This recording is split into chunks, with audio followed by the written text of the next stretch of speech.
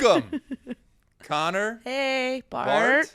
Project Power. Say hi, Jack. Jack. Yeah. Hey. Welcome to Not a Podcast podcast. Not a podcast. We're not a podcast. Why? Because fuck that shit. We don't do what you want us to do. We do what we want all the time because we're too cool. Way too cool. So cool, we don't need stands for our mics. Right. We have hands. Yeah. I got two perfectly good stands right here. Look, I'll use them together. I can even rotate.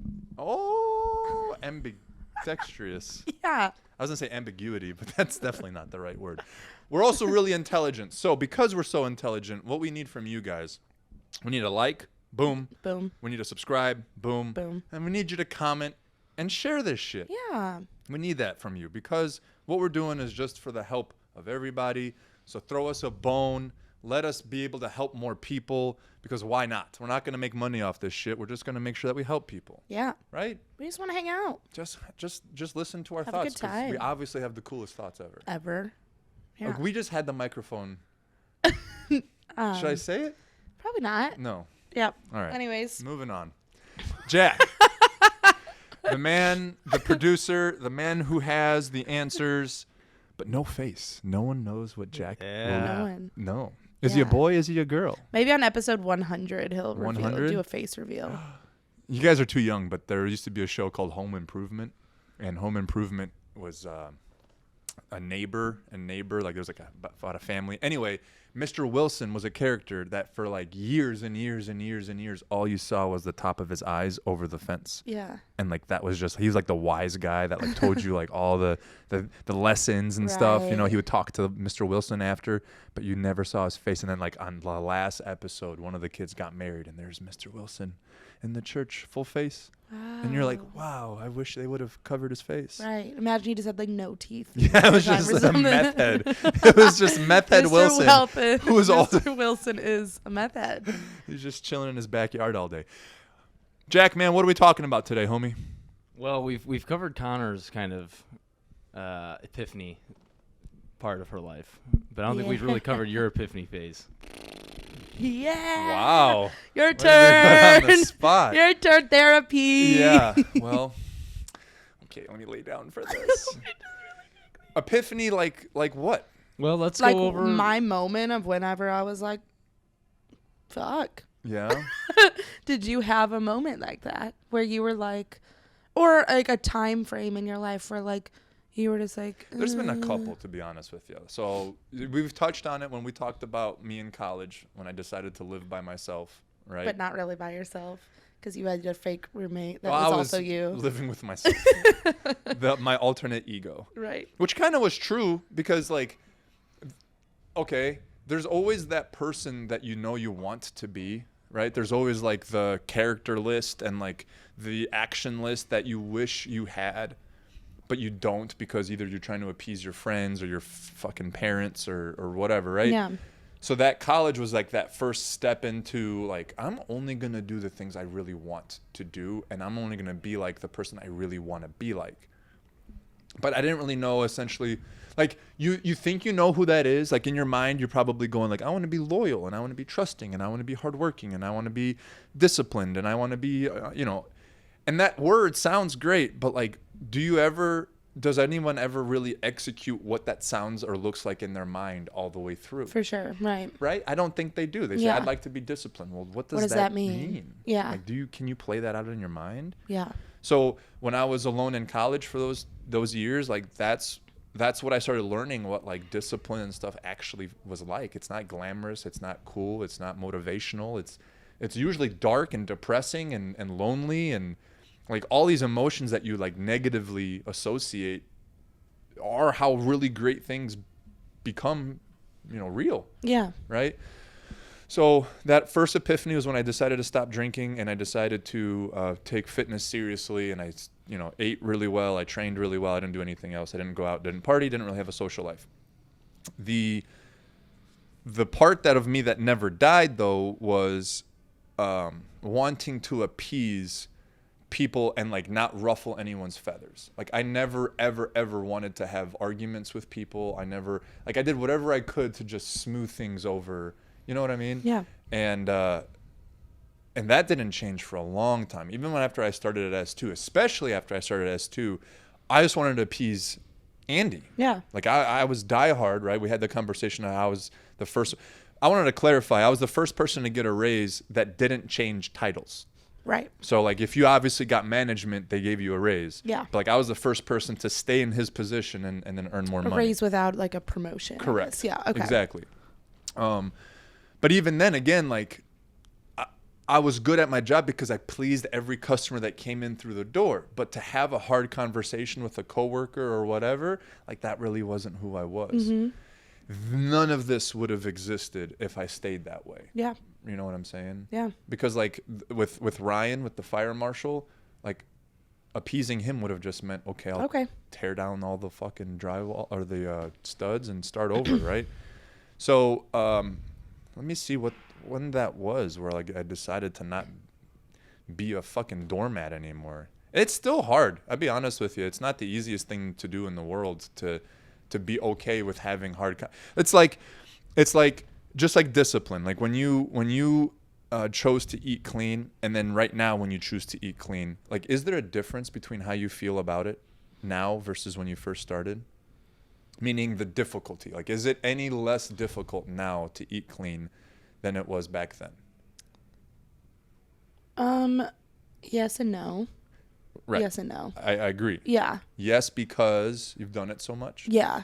And I know, I guess like how, which sounds silly. Yeah. But no, because why? Because everyone likes fucking pizza. And that So, never stops. Yeah, I'm never gonna like want to pick this over this, in a way of like my taste buds and my desires. Like Correct. Me wanting to be what I want to, how I want to perform, how I want to feel, how I want to look, then yes, like I will want to pick the better option. Supersedes your like for pizza. Right. But your natural human desire is always going to want the fucking sugar that's quite literally addictive. Literally. So. Right. Yeah. So that's it never kind gets, of. Yeah. It gets easier.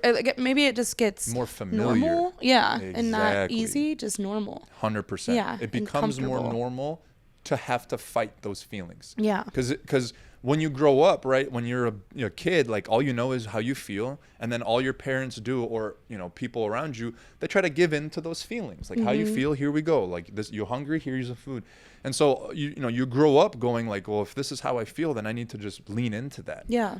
Well, like your feelings are a lot of the times steering you away from where you should go. Yeah. Right. Yeah. Like if you're walking through the woods and it gets a little scary and you decide to like stop. Like you're not going to get through the woods you're not going to get through the woods at all. Right. Like, so you have to walk scared. Mm-hmm. So like the walking never stops. How you feel while you're walking is going to change, but the walk doesn't stop. And so the epiphany for me was what I had in my life, I enjoyed, but I knew that there were parts of my life that weren't where I wanted them to be. And I knew that was a glaring issue because every time someone would, walk over me or I wouldn't speak up, like, and that's happening. Mm-hmm. It's not like you're oblivious to yeah, it. You're well aware. Aware, right? Yeah. And then you just make that conscious decision to let them do it. Yeah. Well, now on the other side, it's just the same. I don't want to have this conversation because I know they're going to be upset. But what's changed is the epiphany of understanding that if I'm truly trying to help someone, the truth is how you do that. Mm-hmm. The literal truth is how you help change. And the only way you learn that is with yourself. I had to get very truthful and honest with myself to actually make changes happen. Because when you lie is when you're basically saying, I want things to stay the same, I just want to feel different about them. And at some point you have to get real fucking honest with yourself. You go, I don't want things to stay the way they are. Yeah. No matter how I paint this picture, I don't like the picture. Yeah. Or colors or shades or whatever. So like whenever now I have these moments where I'm like, dude, this is going to suck. Like there's almost an excitement to it because it's like this flare gun going off, going like, this is the right way. Yeah. This is where you need to lean into this. Yeah. You know what I'm right. saying? And it's been true. And every single time that you get a positive result from doing it, only emphasizes like that pit in your stomach is like a compass for you, that way you're supposed to go. Mm-hmm. But that never gets easier. Meaning it never becomes not that. It never becomes a thoughtless thing. Yeah. The thought just happens faster because I've worked my way through it 100,000 times already. Yeah. You know what I'm saying? Mm-hmm. So That happened. I think the biggest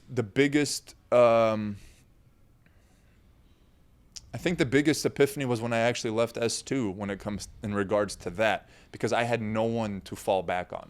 When I started doing my own personal training business, it was just me and my clients. Yeah. So there was no one to pass anything off to. There was no one to say like, oh, the policy is this, or, oh, you have to talk to that person, or I wish I could, but I can't because, Right. like, motherfucker, it was just me, so I can't like pretend that there's an HR behind me. Yeah, right.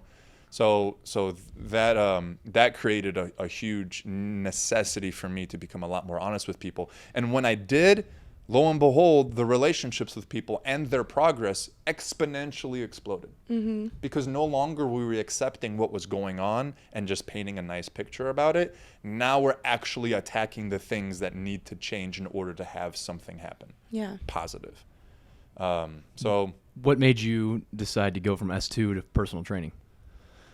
all right, well, if we're being perfectly honest, we talked about it on the last Not an Episode. Connor asked me about raises, right? And so one of the biggest complaints was always being passed over for a raise. So that's my story too. So I got that initial raise. I then became manager. I then became in charge of training people. I was high up in the company. I was very entwined with everything. Well, that whole process, the goal was to always be given your own franchise. You want to be, I want ownership. Like you ran the store as if it was yours, because one day they were going to give you a franchise in a region outside of St. Louis, and that was going to be your store, and you're going to run it, and you could build as many stores as you want, and blah, blah, blah, blah. And that was always spoken to me as I was the guy that's going to be given that. And so years would go by, 5, 6, 7, 8 years. There wasn't a ton of progress on that front. But again, I had full faith and full trust in Andy and ownership that, things just take time and there needs to be the right space. And so, dude, I was bought in.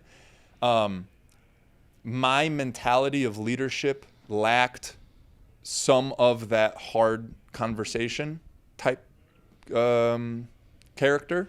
And so that then started reading through the company, where I was motivating, and I was by the book, and I was good at what I do, and I was a good leader because I did the things that I needed to do so that others would follow. But in terms of like holding people accountable, they questioned that out of me, because I didn't have this motherfuck you attitude to people when they didn't do what they were supposed to do. I was more of a sit down, let's talk about why you're not doing what you need to do. Let's work through it. I would stay with employees until midnight trying to figure out what's going on in their personal life to help them with their work life. I was that kind of leader.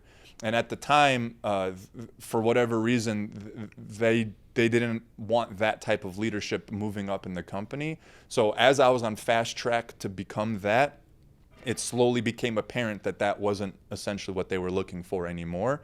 And to the point where, performance started suffering a little bit based on, I'm always going to take responsibility. I guess my leadership, as I became smidge more disenfranchised as time went on, potentially that may have leaked. I didn't at the time. I would have never said that that's true. But now being, reflective back, I can't say that that's not the case, because again, if you're told something years after years after years after years and it's not accumulating to anything, you start having questions. And so that will always come through. But anyway, there was another guy in the company, Kyle, amazing human being, absolutely phenomenal. Everything he's ever received, he's completely earned. And he got given the first spot to go to Kansas City to open supplement superstores, and which left one other spot. And so, I'm seeing my kind of dream slip away. And then they give it to another guy. So it was Jeff and Kyle, who I just saw this past weekend, Sunday, in Kansas City at the game. I love them to death. I have absolutely nothing negative to say about them whatsoever. They deserve everything that they've gotten. But again, that was me. I'm competitive as fuck. I've been told that was my thing forever, and now it's not only not my thing, it's someone else's thing, and my dream is gone. So then they're like, okay, well, don't worry about Kansas City. That was always going to be theirs. I mean, one of them's from Kansas City, blah, blah, blah, blah. then I'm like, okay, well, they're like, we're going to give you general manager position. Like, we're going to give you district manager across all of the stores. Like, it'll be you and this other guy, and that's what's our plan for you. So I'm like, that's not what I wanted, but at least, I just want to move up. I've been doing what I've been doing for so long. I've shown that I can do it, so on and so forth. Well, then a Monday morning came about. We have Monday morning meetings, and the district manager fucking just in the beginning of the meeting just said, hey, I just wanted to congratulate Ian as our new district manager. I didn't have any idea. No preemptive conversation with me, nothing, right? All I've been told is like, hey man, you keep doing what you got to be doing, you'll get this position. And then they gave it to somebody else. At that point, I was so deep into the company, and I've been there for so long, and I've sacrificed so much, and I've taken so much responsibility, and I've done so much that in my mind I'm like, I can do this. Like, I want to do this with these guys. These are my family. But I don't need to fucking wait around for permission anymore. I'm sick of waiting around for fucking permission. I've been asking for permission for so fucking long. I've been people pleasing for so fucking long that I'm sick of it and I'm done. And dude, no joke, before they even stopped clapping after his name, I already took my key ring off my fucking keys and I put it on the fucking table and I was done. That was it. And obviously they finished the meeting and they asked me to stay because it was very visible that I was fucking pissed off. And I'm like, and that moment I stopped being the nice dude. I fucking let everything out. I said everything that needed to be said. There's so much baggage and 10 years worth of shit that I was pissed off about that I never voiced or said anything. Why? Because I thought if I appeased them enough that I would get what I want to get. We talked about it. If I just do what I'm supposed to do, someone will take care of me. Well, I'm like, fuck this. I'm not letting anyone take care of me ever fucking again. I'm done. And, it was a crucial point, and I think both the company and myself's lives, because there's no way I was leaving. Like, I was entwined in the fibers of the company. So much of the culture, so much of the understanding of what S2 was, so much of the community in this area, like, there was no way you could separate the two of us. But that's just how done I was. And obviously Andy was informed. So him and I talked for like 2 weeks after I quit. At one point, I remember literally texting him. I said, Andy, please stop calling me because I absolutely fucking love you and I cannot say no to you. Because he convinced me to come back 2 times. And after the phone, I would hang up and be like, motherfucker, I want to be done. But I just can't say no to this guy because I believe in him so much. I knew that if I was working with him, alongside him, that most of this shit wouldn't have happened. So I text him, I go, Andy, I'm not going to answer your phone call anymore because I love you and I know that you can get me to come back and I don't want to come back. And, we spoke and him and I had real honest conversations with him about the pay structure and all these things. And dude, he changed fucking everything after I left. And the company did so much better. And the trajectory, I'm not saying it was me, but I'm saying the conversations that we had, I know had some impact on the culture of the company. And with those changes, then a lot of positive things happened within the company for a lot of people. So what a victory. What a great thing. So then once I left the company, I'm like, okay, well, what was I doing? What was I doing the whole time? I was just helping people. What was I helping them with fitness? So I'm like, dude, I can work people out. There was a couple people, this sounds so douchey, but there was a couple people who were paying me to do like life coaching with them. Like they would ask me to go to a park and like just have conversations and help them with advice and stuff like that. So I'm like, I know fitness, I know training, I've led people, I've led teams. People are willing to pay me money just to have conversations with them. So I'm like, let me just try to help people. And that's how my personal training thing started. I just let the community know that I have left Supplement Superstores in pursuit of my own dreams. My dream was also always to own a fitness thing, right? At the time it was supplements because that was what I was into. But working out I've never wavered from working out or eating clean. Like that's been my, so I put it out on Facebook and sure enough, within like 2 days, my very first person's like, hey, I heard that you're doing personal training. I'd like to hire you. Cool. So I went down that journey. And that whole process was crazy in of itself. But that moment is where everything changed for me, because I took legit ownership of everything, because I was just by myself. And, that started the understanding of like what I'm capable of. That started the understanding of what it takes to actually be helpful. And it's not kind, and it's not positive. It's not this like, it's not a blanket. The shit isn't supposed to be nice. The shit is supposed to be helpful. And helpful oftentimes is rigid and rugged, and it's rough, and it's not fucking what you want to hear, but it's what you need to hear. And it's not what you want to do, but it's what you need to do. And when you lean into that, like, only good things fucking happen. Like, it is impossible for good things not to happen if you do this hard shit, the hard conversations, the hard events, the disciplines, all that shit. And self-development is no different. You just have to be really honest with yourself. Because like there came to a point where at the company I was like, I need to change. They want me to be different than I am. And at that point I had to be real clear with myself, and like, I like who I am. If they want me to be someone different, well then this isn't the place for me. It's been the place for 10 years. It gave me value and value and value and value. But one point, I'm like, in order for me to continue being successful here, they're looking for a different type of person. And I didn't want to be a different type of person. So I'm like, well, fuck it, I'm out. So, yeah, that's what led me out of the company, and that's as honest as I can be about it. It definitely was me being pissed off that I got passed up for a position that not only do I believed I was going to be great at and excel at, but at moments were told that it was mine. And then the person that they chose was not me. So I'm like, okay. It's like a breakup, like with a girlfriend, right? Like a girlfriend keeps telling you, I need you to be this, and this guy. Like you talked about it a bunch of times, where you're never going to ask someone to change who they are, because if you have to, then it doesn't work. I got to that point. I'm like, they're asking me to be someone I'm not. Okay, I'll just not do that anymore. Yeah, right. Yeah. So, yeah. How about that? How about them apples? How about them apples? Yeah, but I mean, it led to all of this. So literally every single thing that happened after that day led to all of this. And I couldn't be more happy about it.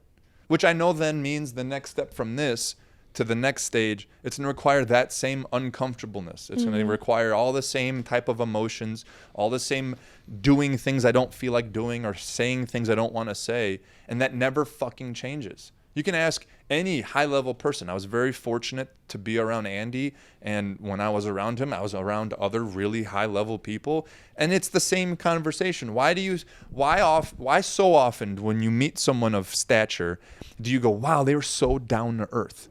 Like, that's like one of the most common positive things you hear about any sort of quote-unquote celebrity. They go, wow, like they were so down to earth.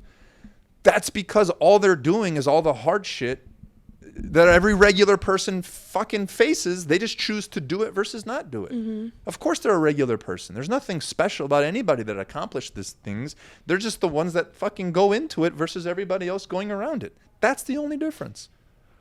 So like, you have to lean into that shit, and all of a sudden a whole bunch of good stuff happens. You know what I'm saying? Yeah. So yeah, I mean, that there's epiphanies. I have epiphanies constantly. Like, there's never been like, that college part where I was alone for a long time, and then when Andy gave me the raise, and then when I decided to leave S2. You want to hear the most like, this is so stupid. Yeah. This is literally the dumbest reason why my life changed. Okay, you ready for this shit? I'm ready. Okay. I was renting a house in Newtown, and my wife and I were renting this person's house. It was a nice house. One day the sink got clogged. And remember, so I grew up, my dad was a general contractor, so I've been building things and doing things my whole life, but I never did them. I always helped him do things. I helped him build things and go on roofs and all that stuff. Anyway, so the thing gets clogged, and obviously I don't know anything about plumbing. I don't know how to unclog this thing. I tried plunging it a couple times. That didn't work. So then I went on YouTube, and I fucking just Googled, like, hey, my sink is clogged. And I just did some research, watched some videos, bought this tool, this router thing, and I went into my basement, and I undid one of the pipes out of the wall, and I did it, and I fucking fixed it. And legitimately, that was the moment where I'm like, oh my God, like I could do things. Yeah, I yeah. could do anything. Like Yeah. all I have to do is just Google it and watch a YouTube video Yeah. and I could figure it out. And then just the amount of like the size of things I tried doing just grew and grew and grew. Because you go like, man, like talking to Australia and figuring out the lights and blah, blah, blah. It all stems from just, Trying. that's it. Yeah. It's just try. Mm-hmm. And there's so much at your fingertips to help you just try. Yeah. You don't need the full pie. You just need to try. Mm-hmm. And if you eat the whole pie, cool. But try a piece first. Yeah. You know? And that was legitimately where the fucking start began. And from there, it's just been, you know, trying to eat bigger and bigger pieces of difference. Yeah. You know? So, Yeah. yeah. A good one, Jack, man. Thanks, buddy. Brought me down memory lane, got me sweating. All right. All amped up and shit. Okay, here's one for you, Bart, because these are some, you know, life-changing moments in your life. But when do you think that you became a man? How about you, Connor? How about you answer this one first? When did think you become a man? So one day I got cramps and I said, what's happening? Oh, fuck.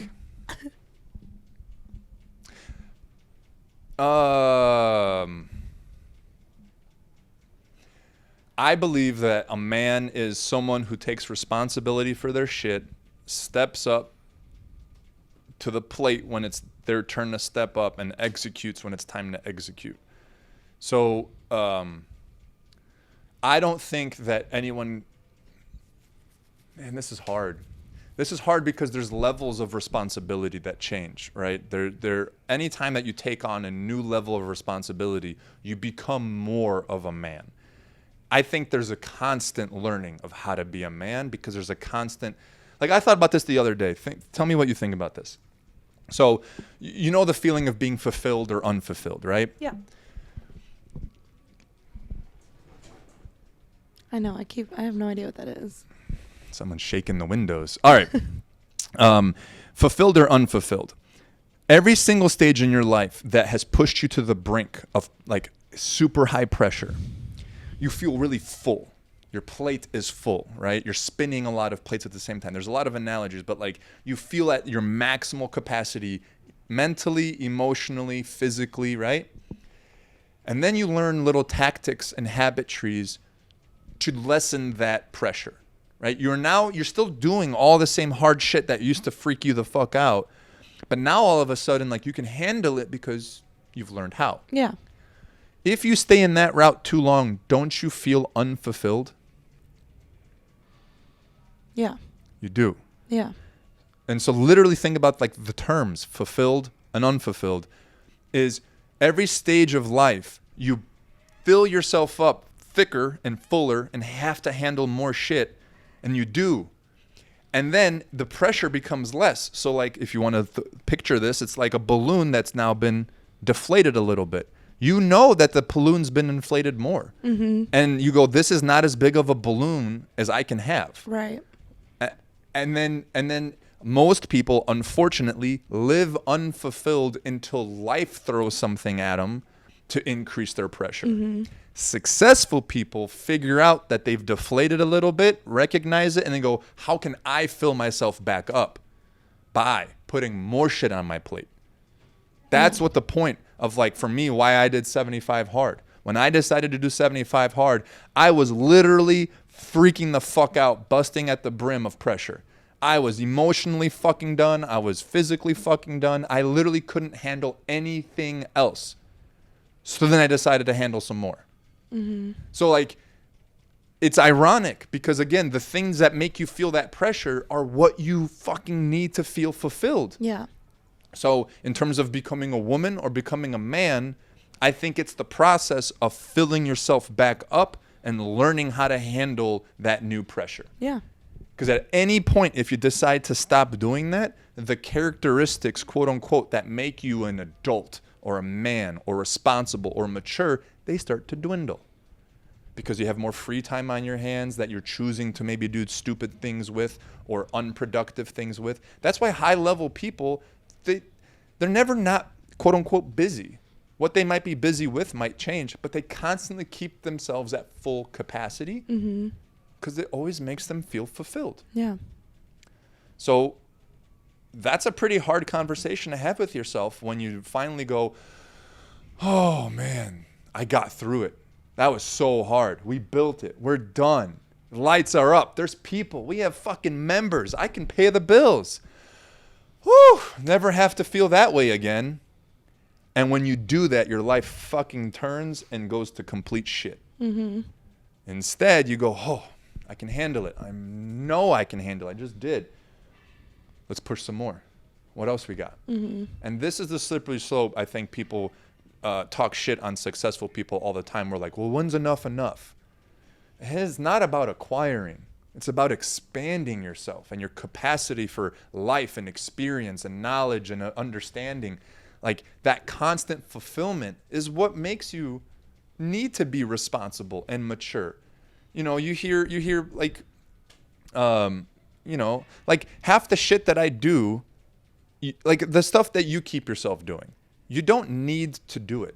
No one's forcing you to wake up early. No one's forcing you to eat clean. No one's forcing you to exercise. No one's forcing you to do any of those things. No one's forcing you to do all 4 sets after you've done 2, right? You put that on yourself because that discipline fulfills you because it increases your pressure. Either increases your tiredness or increases your emotional, you know, baggage. Like it makes things harder for yourself. So if you're not constantly making things harder for yourself progressively, life is going to make things hard just because. Yeah. Life's just going to get hard. So might as well be on your terms. Yeah. You know what I'm saying? So, there's definitely not a point. I mean, think about, if you do think about, you know, Aborigines and all these past civilizations, their transition into quote unquote manhood was just a task they had to accomplish that was extremely difficult. Yeah. Because it pushed them to the fullest capacity of their abilities, and then they proved to themselves that they can handle it, and then that's what you're supposed to do for the rest of your fucking life. That's what my daughter taught me. When she was born, I am building this, and my daughter is born. I have no time. I have no fucking mental capacity. I'm dealing with 100 fucking people, and now this little baby completely relies on me for everything that she needs. There's no way I could handle it. But I did. And it taught me that I don't need 5 hours of sleep. I can function on 3. Remember we talked about a long time ago where it was like, if it's not optimal, people choose not to do it.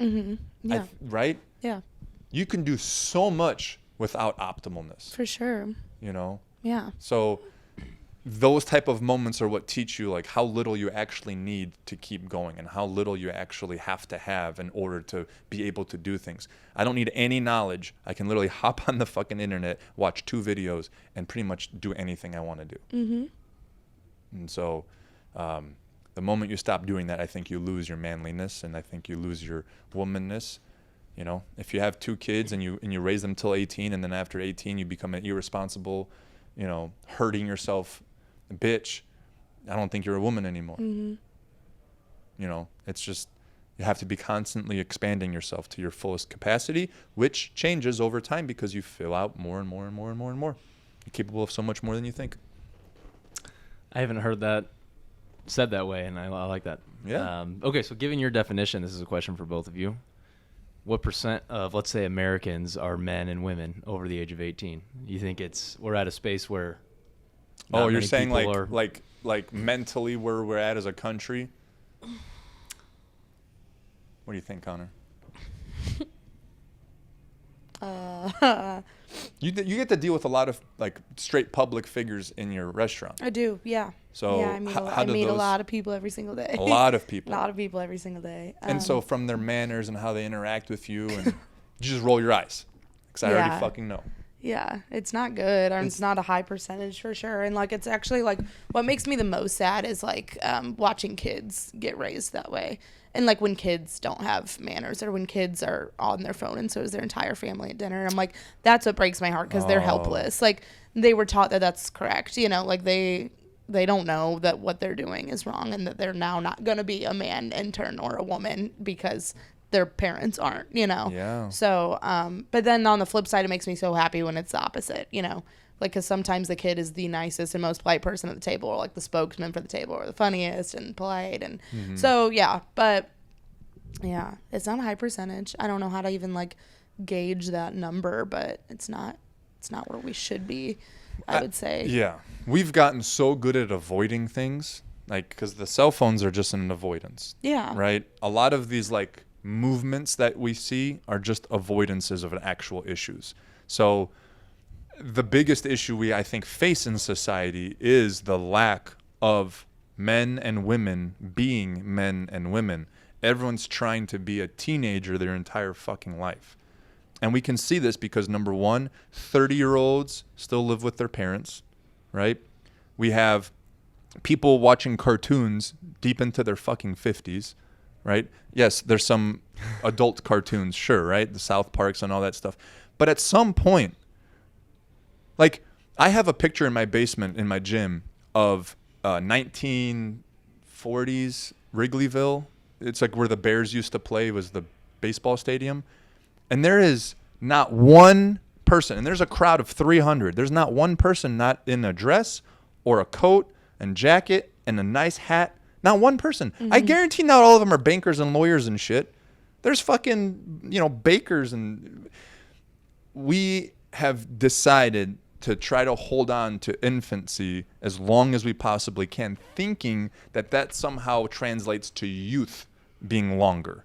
Right? You want to feel younger? Let's do what we used to do as kids and as adults. Let's go fucking LARPing and hitting each other with styrofoam fucking noodles at the age of 47, pretending like we're in some fantasy land. Right.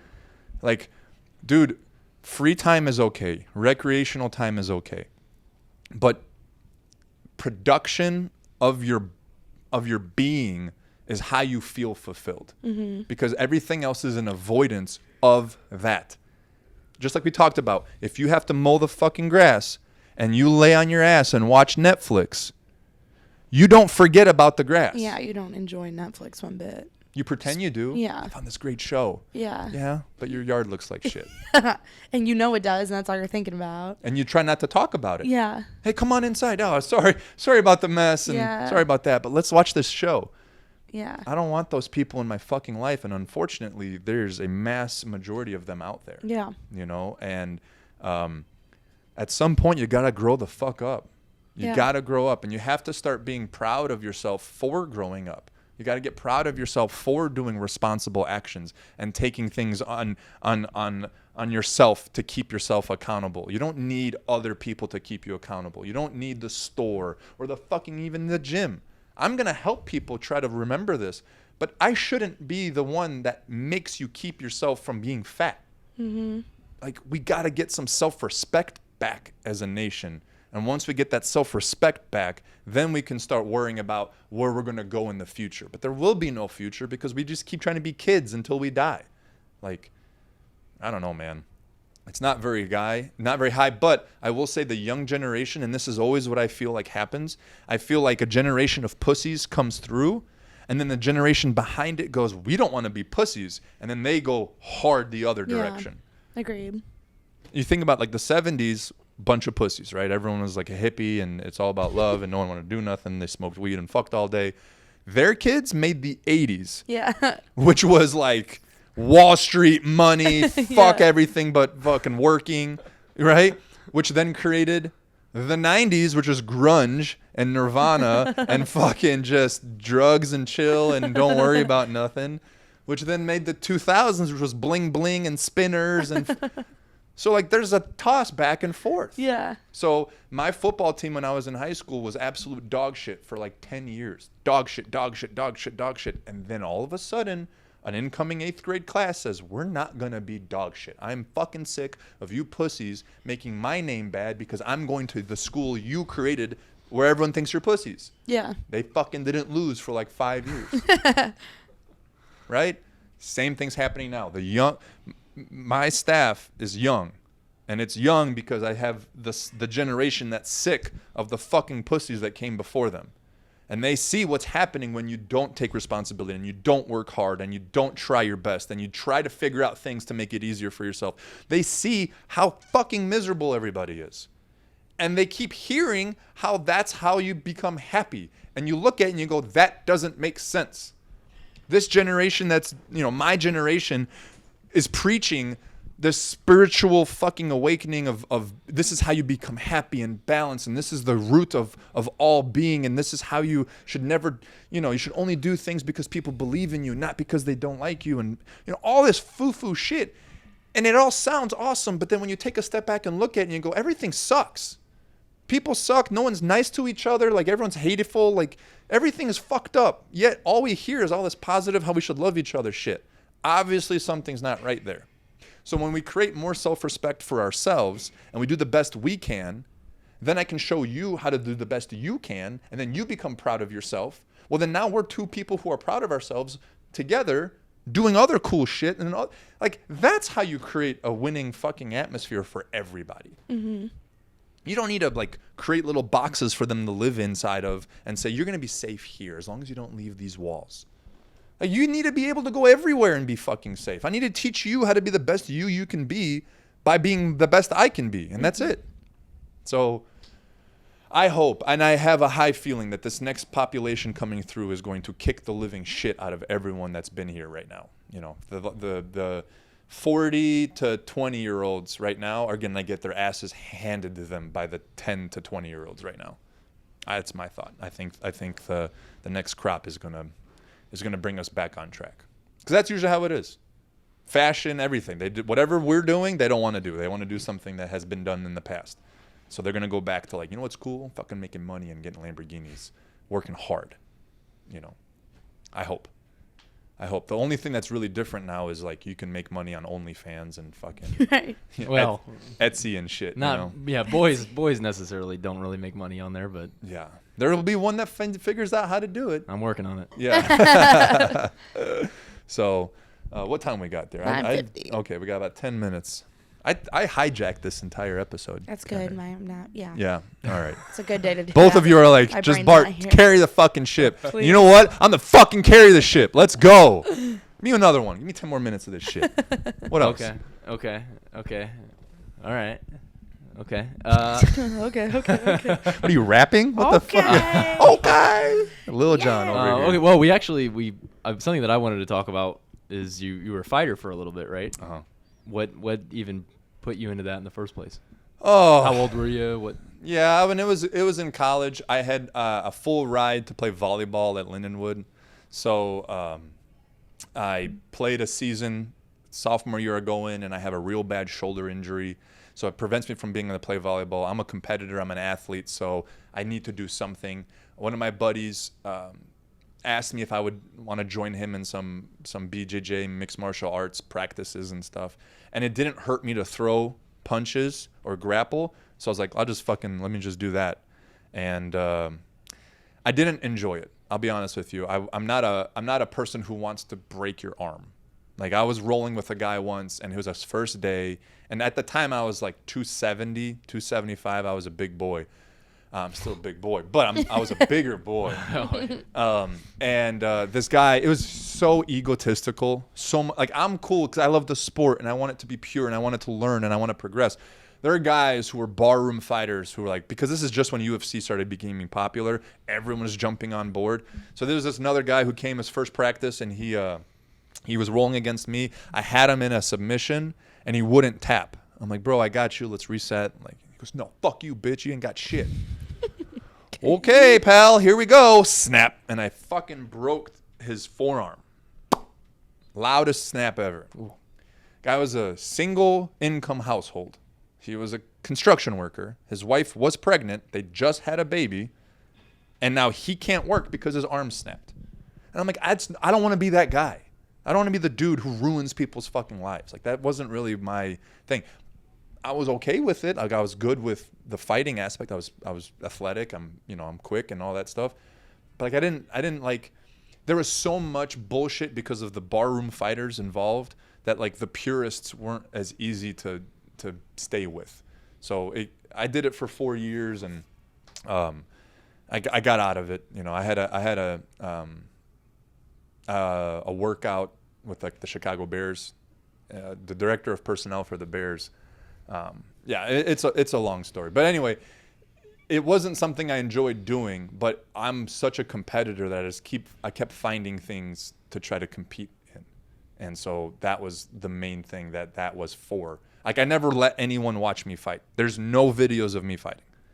But were you in sanctioned fights? Yeah. Okay. Yeah, nine sanctioned. I was 9-0, 9 sanctioned fights. No videos. I deleted everything.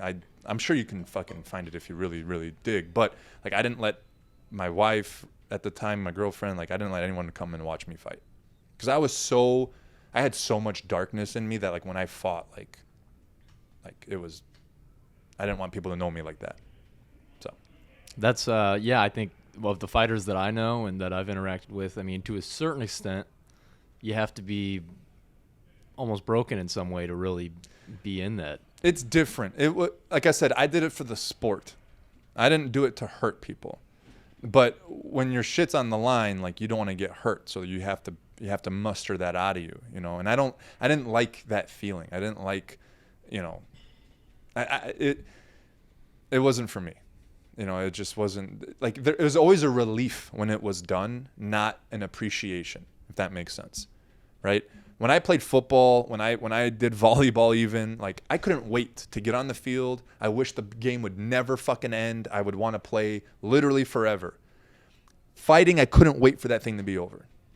There was so much anxiety and just energy that came up before it. And then after it was done, it was just like, thank God that's over. So I'm like, I know this isn't for me. It's not my thing, you know? And it was a more thank God it's over that I don't have to hurt this person, or thank God it's over that...